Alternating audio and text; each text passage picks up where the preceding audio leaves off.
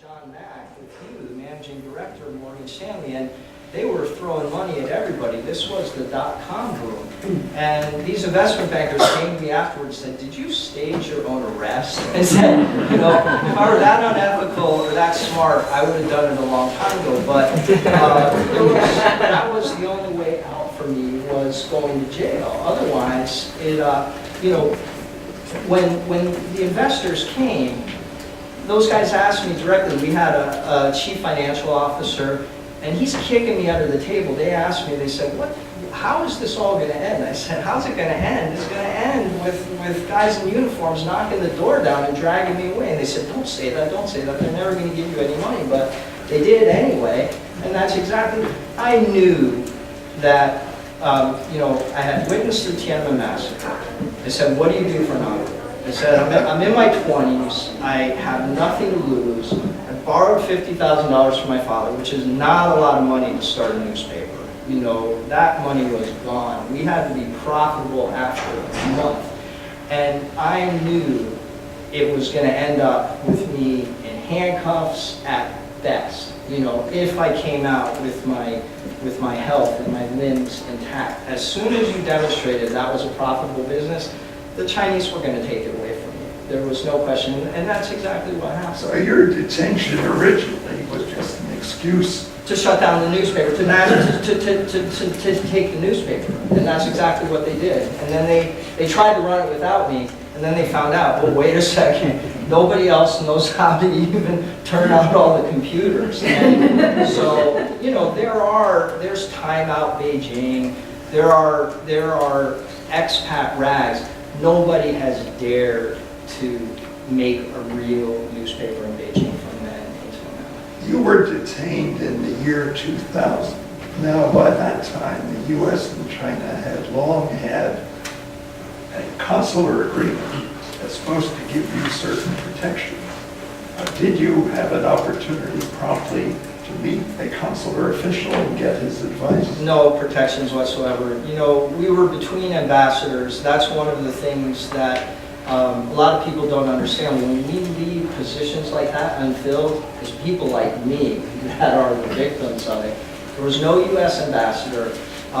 Everybody was frightened to death. My girlfriend at the time was Chinese American. They were threatening to throw her in jail. Yeah. My parents had no clue any of this was going on. I kind of just disappeared. And, you know, they let people bring things to the jail. I never saw any of it. A lawyer, did you get your right to counsel?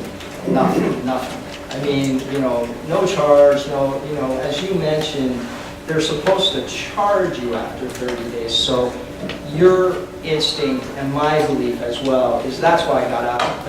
30 days is a long time. And they told everybody, they said, you're never going to see this guy again. And I started getting desperate because, you know, I didn't expect it to go on so long. And then I got worried, you know. You see, one of the key questions in every legal system is how long can the police hold you when they initially take you in? And in most democratic countries, it's a very short time. Even in Taiwan, we see it's 24 hours before they have to assert some charge against you. In China, what the police have done is taken certain very minor exceptions in the criminal procedure law and transformed them into the rule. They're not supposed to hold you more than 3 days. Right. Some circumstances, 7 days. But they interpret every case as giving them freedom to hold you 30 days before they have to ask the prosecutor to approve your arrest. And that is a very long time. You know, the Chinese saying is "sha ji ge hou kan," right? So you kill the chicken to frighten the monkeys, and everybody's perception is I was the chicken. And who were they trying to frighten? any foreigner that ever got a crazy notion to try and start an independent newspaper again, and nobody's done it. You know, nobody wants to repeat what happened to me, and to this day, you know, even though we're not there anymore, I talk to friends in Beijing every single day, and everybody's got this this frightening example that. I don't think most people who read the book would regard this as its outstanding quality, although it is one of many. I think most people, first of all, might be struck by how good an opportunity you made for yourself to get to know Chinese people. In 1983-84, when we could certify, it was very difficult really to get acquainted with Chinese. And you managed to have one or two very close relationships early on that put you into Chinese society in the way that most of us had to read other people's books of Chinese authors. I remember reading Ha Jin's book, Waiting, that gives you a wonderful insight into the late 70s in China before things began to open. And your book gives a very good insight into what the 80s were like. But very few foreigners have that opportunity to interact. I feel very lucky, and it's interesting. So my mom's here, and she visited Beijing a lot during that time, and so she got to witness this. There was something about that place from the moment I got there. The family that I live with knows that I'm a real weirdo. I get up at like 4 o'clock every single morning, and when I got to Beijing, I got up and everybody else was up too. And I said, oh wow, this is my natural environment. And the reason everybody gets up is because if there's no electricity, you actually have to go shopping every day. Nobody had refrigerators, and you have to take advantage of the sunlight. So the family that I described that really took me, and my mom got to go there, and it really, they adopted me. And with hindsight, I realize how unusual it was, but it almost felt like, when I went there, I felt like I had been there before somehow. And I've learned something interesting recently. In one of these, I've been traveling around. I just got back from 5 days in North Carolina, and somebody said something really interesting. They said, yeah, it's because you were a teenager. The reason why language acquisition gets harder is your hearing changes. And then that really, a light bulb went off, and I said, yeah, I learned Mandarin like a child does. And we had a group of about 20 students on the first student studying China program. Not all Duke students, all the Ivy League schools. I would have been voted most likely to fail. I stopped going to class. I watched them studying flashcards. I said, we're in China, man. This is like, I'm not going to learn this in a classroom. And I had my guitar with me and just made friends on the very first day.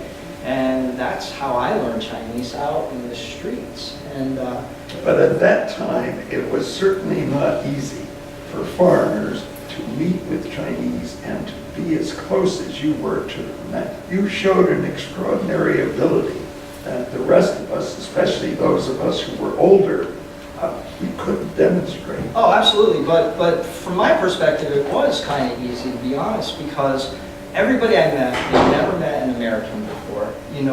Everybody loves American music, and it did feel easy. Actually, I came to understand afterwards what a tightrope I was walking, but I was completely unaware of it. Talk about the fear that Chinese understandably have, and indeed have today. What I always say to people is the thing that I'm most thankful for is the only person I got in trouble was myself, because I had Chinese friends who took such tremendous risks. And I had friends who, that Beijing environment, you meet people, and again, mutual friends of ours. My girlfriend at the time was, Winston Lord was the U.S. ambassador. His wife, Betty Ballard, best-selling author, Chinese native. My girlfriend was her assistant. So I was fed Chinese secret documents every day. We had to keep rotating bylines so to try and throw them off the trace. And I was so terrified that I was going to destroy these people's lives. But nothing ever happened to them, thank goodness.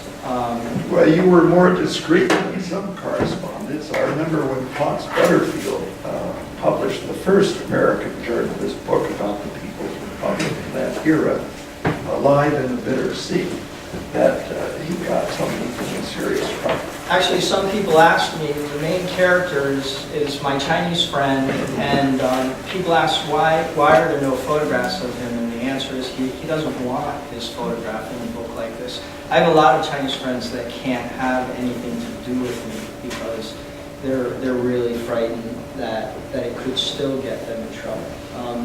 You never know where that invisible line is until you cross it. And yeah, I mean, we tried to be as discreet as we possibly could. There was another aspect to it that everybody was kind of on the same side, because in the 1980s, up until the protests in 1989, everybody believed that we were all working, the economy was reformed, that was given, but reforming this political system was a much tougher nut to crack, and remains so until this day. And I maintain the Communist Party is never going to reform itself. I don't believe that's possible. I think that it will reach a certain point, as it did in 1989, where maybe internal fractures come to the surface. But everybody felt like, in Chinese they call it 出口转内销. So that's, if I can get the information to a foreign reporter, then you report it in the Los Angeles Times or UPI, everybody publishes our stories. Then they reprint it in the 长报消息, which is the internal newspaper for party officials. So their information got published in China. They just needed me to do it. But that often leads to their punishment. It's a miracle. I've seen that with the blind man, one gentleman, a barefoot lawyer. The only way I could get his case to the leadership was via the Washington Post. There you go. Yeah, that's the role that we served. And the one that we all learned was a very close friend of mine, Todd Carroll, was the ABC bureau chief in Beijing. And in 1989, they put a Chinese man on TV, and he talked about witnessing the massacre. And they took that footage, put it on Chinese Central Television, and said, turn in this counter-revolutionary. That guy got a 10-year prison sentence. So Todd felt terrible about that. And then the next year, on the anniversary, Todd was beaten by half a dozen Chinese soldiers. He's permanently disabled. Well, he teaches at the Berkeley Graduate School of Journalism, but he's never recovered from that. So, you know, I had concrete examples of how I might not come out of this whole thing completely intact, but I'm a little crazy. I mean, I always felt, to really do your job properly as a journalist, you can't be thinking. Even June 3rd and 4th of 1989, when the Tiananmen massacre happened, I was shocked to learn how many journalists went home. And that to me was, if you were there to witness that thing. But it's a miracle. I mean, people were getting shot all around, and just knock on wood, I guess. But I was taught, you're there to bear witness. See, that's another very distinctive aspect of your book. You give us a wonderful introduction to how the June 3rd, 4th massacre came to be, starting in early April of 1989. And you go in almost day by day with the developments. And I think it's an outstanding way for us to understand it, because generally it's presented as it just sort of suddenly happened. And you make it very clear how it came to be. No, I appreciate hearing that. Almost day to day. Again, my literary agent, George, is kind of half cringing because I wanted it to be meticulously day to day, because I felt like I had an opportunity to write this for posterity. I'm glad, he forced me to let it go. It might have been very boring, but it turned out to be extremely exciting the way it was done, so I have to give him some credit. We came up with the structure. The structure was clear, and then it was a matter of, and actually some of the feedback I'm getting from my fellow China specialists is why wasn't there more detail, because different readers want different. This is not But a it's book. not an academic Well, book. absolutely. You're trying to reach Absolutely. a broader public that Absolutely. needs to be Yeah. informed. And you meet people, now people under 30, they don't even know what that picture of that guy in front of the tank is from. And so then you realize, oh, okay, I don't want this to disappear into the memory hole. And so I feel like it was really important to get this book out, come and give talks like this, and keep this subject alive. What do you think about the level of American understanding of China? Now with Mr. Trump coming for president, we're going to have a new series of very tough questions about how to deal with China. And American understanding that either has to acquiesce in what he chooses to do or to try to combat it. And that requires a degree of understanding that's quite demanding. I mean, you know best, is China's really hard to understand. I mean, under the best of circumstances. Just the news of these last days that we're no longer going to have a trade agreement with our Asian allies, that, people from the left may have problems with it. What most people don't understand is that has a geopolitical aspect to it as much as anything else. And, this suggestion that, maybe we're not going to honor our obligations to our NATO partners, this is scary, scary stuff, right? And the Well, Chinese- it's part of a very complex picture. I didn't like the fact that the U.S. government didn't work harder to try to include China in the Absolutely. Trans-Pacific Partnership. I didn't like the fact that we tried to stop some of our allies from taking part in China's Asian Infrastructure Investment Bank. We can't just look at one piece of a foreign policy thing, but generally, we need to have people who understand internal developments in China. And I thought that the Xi Jinping dictatorship, increasingly repressive as it is not sufficiently understood. Why is he so repressive? It's because he is so insecure. And people don't realize that they blow up to make him look like an unchallenged dictator. Absolutely. I mean, that's the challenge that all foreign correspondents face, because you're sitting in Beijing and you're seeing this complex reality, and then you sit down and write, and the question all newspaper reporters ask is, does it play in Peoria? And guess what? Peoria doesn't know a lot about China. It's very difficult to explain China to a Western audience in a way that's accessible. And, that's why I keep in very close communication with all the foreign correspondents who are still there. And it's really easy to criticize. It's a hard job.